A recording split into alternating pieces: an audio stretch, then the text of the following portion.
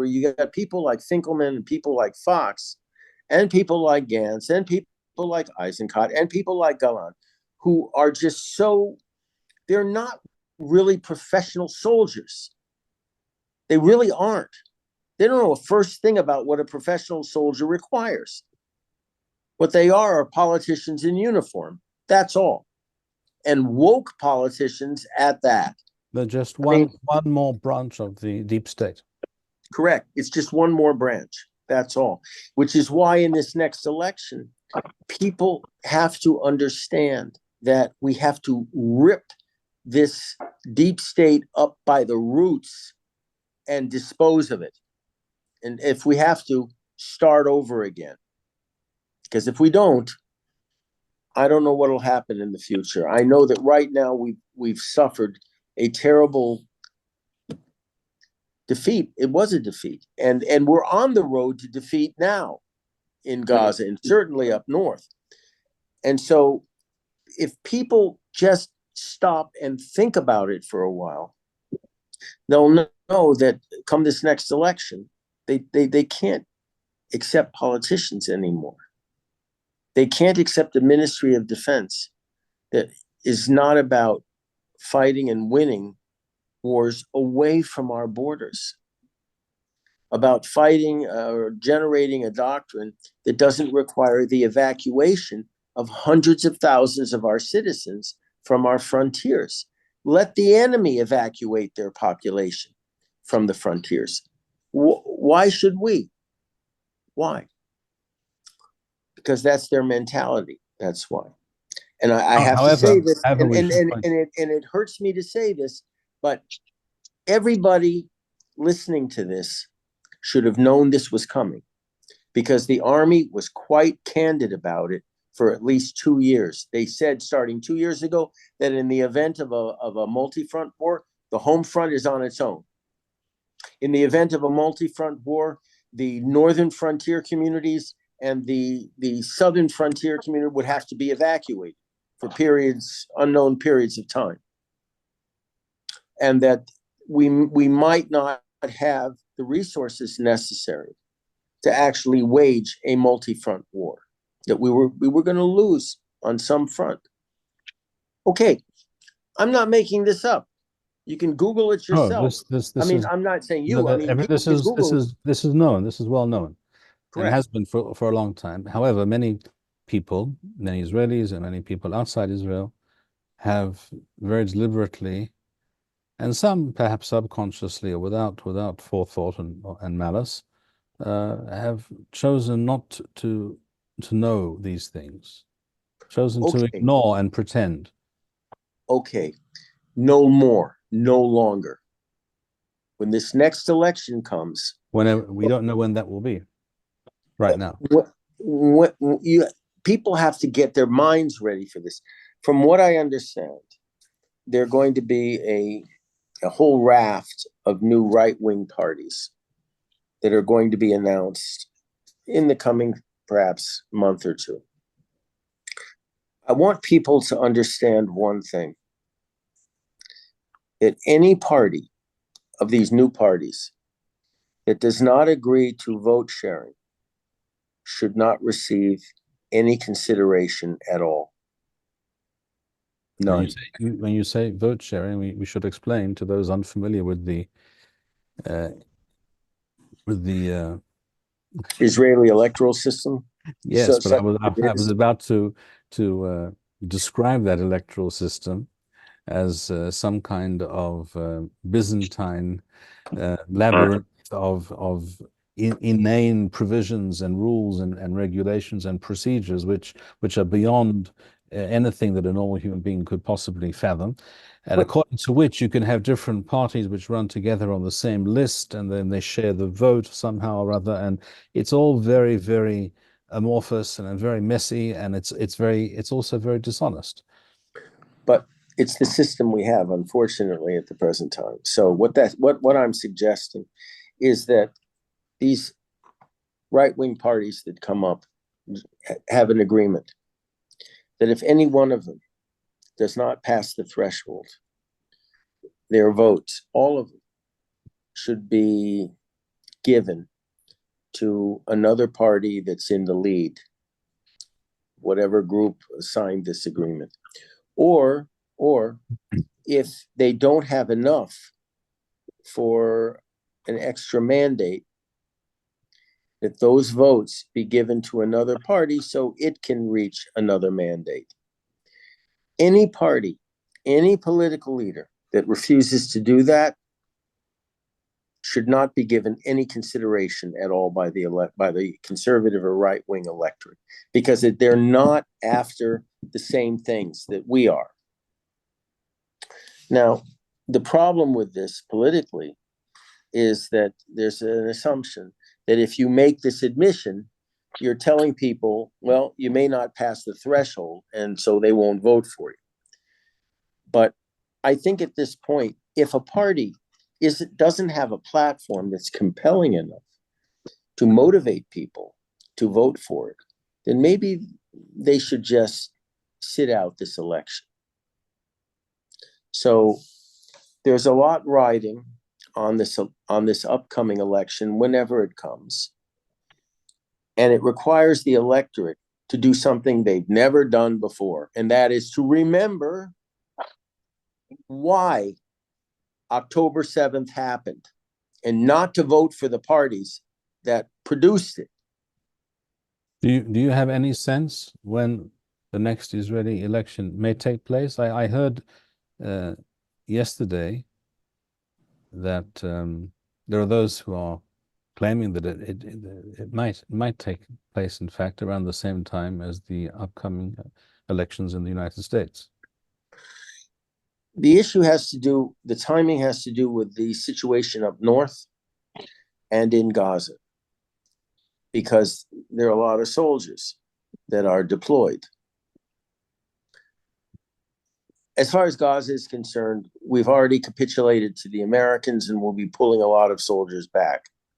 The Egyptians and the Americans have both told us, don't even think about going near the Philadelphia corridor, or blocking it off to prevent infiltration of men and equipment back into Hamas territory. And so in the South, we actually may have a period of quiet where they want us to shift to commando type operations, which means Hamas wins. So that front may basically allow us to move into an election, because everybody's going to say, oh, it's quiet now, despite the occasional rocket that slams into a kindergarten in the South. Up north is much more intractable, because the Hezbollah has demanded a whole bunch of territorial concessions from us, being pushed by the Americans, by the way. This self-hating Jew, Hochstein, for example, the American representative, is pushing that we should accede to Hezbollah's territorial demands all the way across the border. And in that case, we'll have quiet. The inability of the government to get hundreds of thousands of people back into their communities in the South and the North are going to have an inhibiting effect on the timing of our elections, because nobody, and not even Gantz or Eisenkot or any of these idiots, really want a seething mass of angry people, evacuees, weighing in electorally at that point. Now, when the mayor of Sderot said, we're not going back because it's dangerous. And the army shot back with, you'll go where you're told. I mean, more or less, you'll go where you're told. Well, this isn't going to win any friends and allies within those evacuees, 100,000 or more evacuees in the South. And as far as the North is concerned, I don't really see how the northern evacuees are going to be returned with the Radwan forces of Hezbollah sitting right on the border. Even if they pull back 2 or 3 kilometers, that doesn't mean anything. So for sure, the powers that be don't want an election, don't. While these two issues are unresolved. That is the war in the north and the question of the evacuees. So I think the bottom line on this whole thing is that it may come to a boil where people's dissatisfaction with the current regime in Jerusalem becomes so pronounced across the political spectrum that they will have no choice but to call for an election. With the North unresolved, with the South a bleeding ulcer of a war of attrition, with evacuees floating all over the place, just a seething mass of anger, with soldiers, which as a bloc are going to exact their revenge on the military establishment and the politicians. This and of is course the precisely why. mothers and the Yes, mothers. and the mothers, and this is precisely why this time, whenever the elections come about, those right-wing parties to which you referred earlier may have a fighting chance. If they're in coalition. Yes. And by coalition, I mean if they have a vote sharing agreement, because yes, that is obviously an essential. Yeah, because if you have a limited number of voters I don't care how big they are or how large the supporting electorate is. If you have a mass of these little parties cropping up, which are basically just ego manifestations of people's egos, if you have these things, it splits the vote. A lot of the votes will be trashed. They won't really count. They'll be thrown out because the parties won't pass threshold, or they won't have enough for an extra mandate or whatever. There'll be a lot of wasted votes. And by the way, the same thing may happen on the left. I understand there are a whole slew of left-wing parties that are getting ready to announce as well. So we're looking, God help us, but we're looking at perhaps a period of electoral anarchy where, we just can't get a government of any. Well, we're used to that here in Israel. We've had that for the past No, but years. it will be worse than that. Although I'll tell you something I read today just absolutely floored me, and that was over this business of this MK Kasif, who's a so-called Jewish member of one of the Arab parties, and his behavior has been, well, less than patriotic. I'll put it that way. He's been supporting the South African case against us in The Hague, and there's an effort made to have him expelled from the Knesset. Seems reasonable, except now I found out there's a Arab Haredi alliance, if you can believe that will keep him in the Knesset. That the Arabs basically have told the Haredi parties that, we'll be there for you, but you have to be there for us. And this is one of the issues that they're demanding. Well, I'd like to take this opportunity to maybe warn some of my Haredi political friends that if they continue with this insanity, because they're afraid Lieberman is going to have them booted out in the same way that Kasif might be booted out, which is insane, that won't happen, then they could run the risk of being left out of the next government entirely.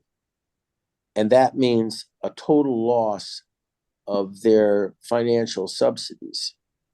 Now, if that's what they want, on top of the fact that they don't do national service of any kind to speak of, which is going to be an issue in the next election, they had better come to their senses and vote as patriots to get this guy out of the Knesset.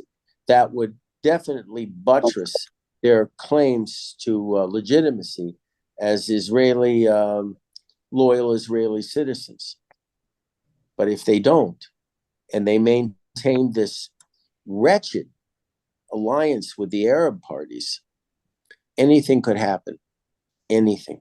And most of which would not be good for them.